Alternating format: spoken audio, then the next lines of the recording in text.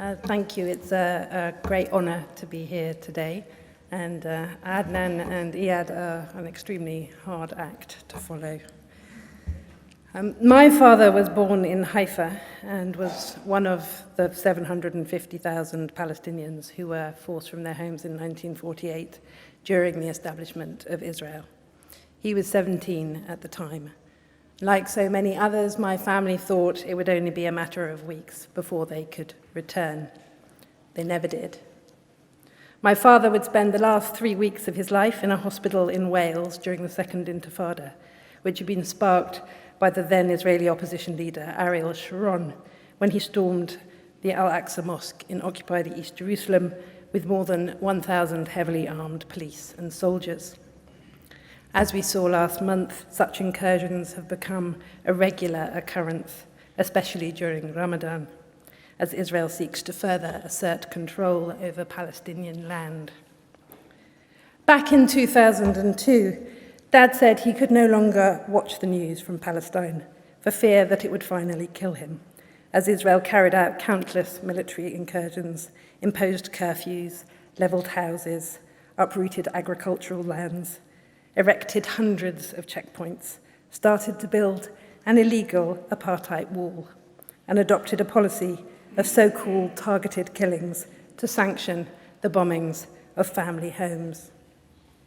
All of which remain the trappings of Israel's settler colonial and apartheid regime today. I was born here in Britain in the 1970s, and while there have been developments over the decades, talking about Palestine has always been a challenge. There are certain words, such as colonial or apartheid, that we're told we should not say. The suppression of Palestinian history and Britain's own role in the dispossession of Palestinians is nothing new. But the Balfour Declaration, which promised away Palestine in, as Edward Said put it, flat disregard of both the presence and wishes of the native majority, is directly connected to the situation today. Today, we are living in an increasingly hostile environment, with efforts to conflate anti-Semitism with legitimate criticism of the laws, policies, and constitutional order of the State of Israel, threatening the fundamental rights of Palestinians to describe their lived experience and the rights of others to advocate on their behalf. Attacks come in various forms, from the demonization and defamation of people and organizations to surveillance and suspicion of particular groups, and attacks on non-violent civil society tactics pushing for Israel's accountability. Meanwhile, only yesterday, the UK, together with the US, blocked a UN resolution condemning Israel's current assault on Gaza.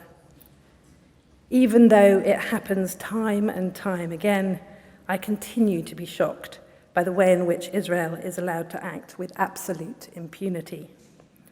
As we witness yet more death and destruction, it's hard to fathom a mindset that is willing to provide cover for it.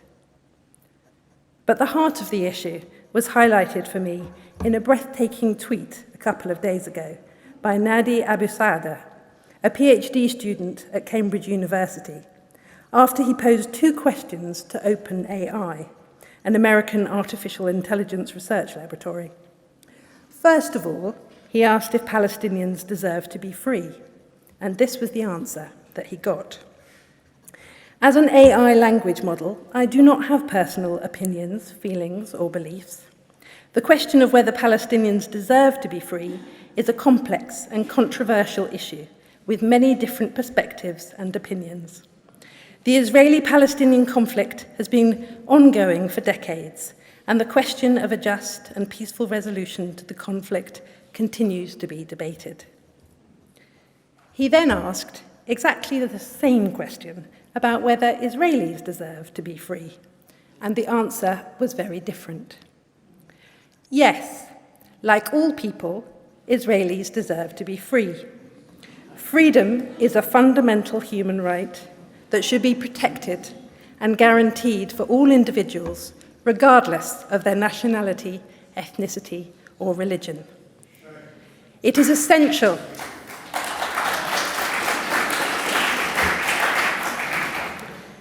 It is essential that Israelis, like all people, are able to live their lives free from violence, oppression, and discrimination. So, in connection with Palestinians, the answer is deeply convoluted. But in connection with Israelis, it is crystal clear.